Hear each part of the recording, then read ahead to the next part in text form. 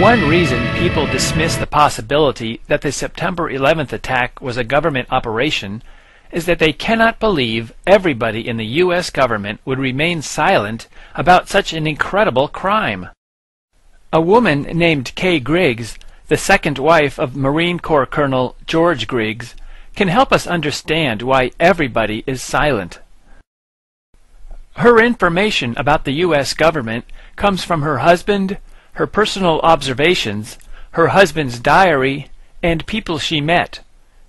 Even if some of her information is incorrect, the top military and political leaders of America are routinely blackmailed, bribed, threatened, and manipulated. She mentions many government officials by name, so if her accusations are false, she is making a lot of slanderous remarks about a lot of people. For example, I found my husband's diary, which I have here, which they have been not anxious to have get out. No, they meaning? They, General Sheehan, General Krulak, Marine Corps colonels, generals, Al Gray, Cook, and especially General Joy. Joy. General Jim Joy and General Carl Steiner they're evil men. And they are in this diary meeting with my husband almost every day in Beirut. They trained the men in black who killed those people in Waco. not only does she claim that Waco was a deliberate killing, but later in the interview she says that the military knew that the Marine Corps barracks was going to be bombed in Beirut, Lebanon. That bombing occurred in 1983, and more than 200 Marines died. The official story is that the bombing was a result of Arab terrorists. She doesn't explain why the military would allow hundreds of Marines to die, so we are left to wonder if the bombing was intended to give the Marines an excuse to get out of Lebanon, or if it was intended to create anger towards Arabs. As with the September 11th attack, the Oklahoma City bombing, and the killings at Waco, it is difficult to find a sensible motive. But perhaps Kay Griggs is correct that many top government officials are under the control of criminals and lunatics. She explains that one of the methods to control government officials is to pressure them into doing unusual sexual activities, which can then be used to blackmail them.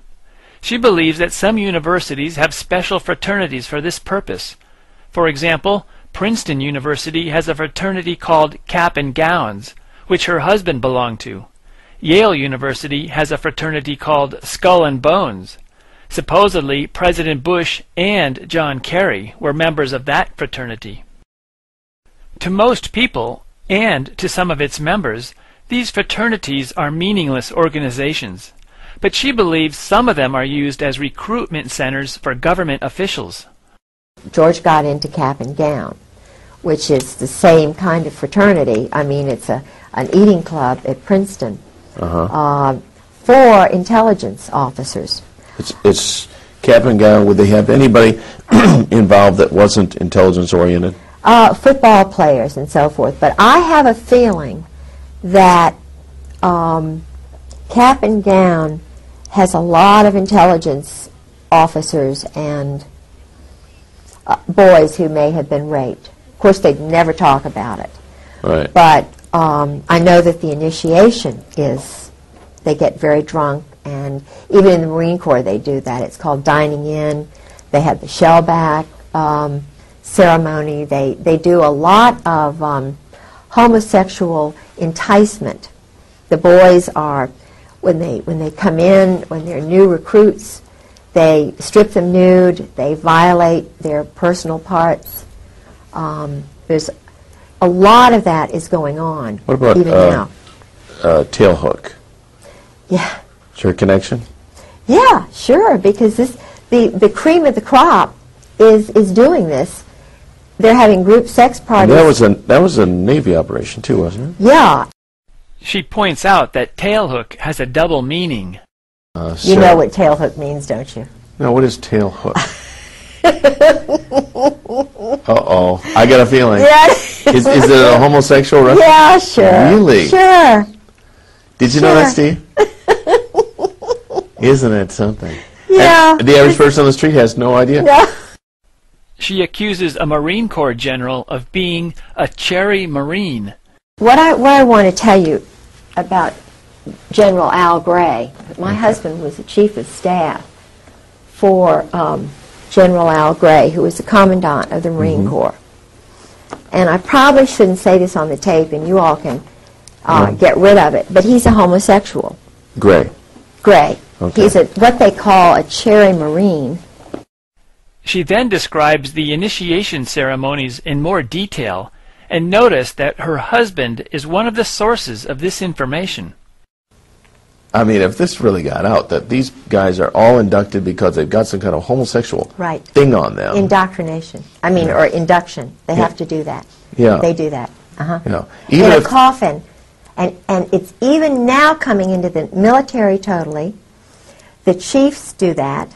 They put them in the coffin. They do the bowling ball trick. Okay, you got to explain this. What happens when you get in the coffin? Why do you get in a coffin? Oh, they get when you get your eagles. That's a German thing. Okay. You know, it's what the German high command did, and most of them, you know, had the boyfriends and stuff, the Krupps and all of that. It is a German thing that they say goes back to Greece, and it's all the male Marine-looking men that they do it with. See? So now the chiefs have to do that. What they do is George said it's like a zoo. They get everybody really drunk, and they sometimes call it dining in. Shellback is another time that they do it. Not everybody does it, but the ones who do it, if they're young, they get right up to the top. It's a... Okay, well, what actually do they do? They've got a coffin, they get inside anal this... sex. Oh, that. They put them in the coffin, and they do things. Okay, they perform things on each other? Yeah, while they're all around there going drunk. And I see. So there's a guy in the coffin. yeah, and he's the one who is the recipient of all the acts. Right, right. It's probably safe to conclude these are oral sex acts on this guy or something like that. Okay. Yeah, oral and anal, whatever. Yeah. But what's the significance of the coffin? I don't know. Although she never explained what the bowling ball trick is, you should ask yourself, would a top military official or any other man tell his wife that he was pressured into joining these bizarre ceremonies if they were not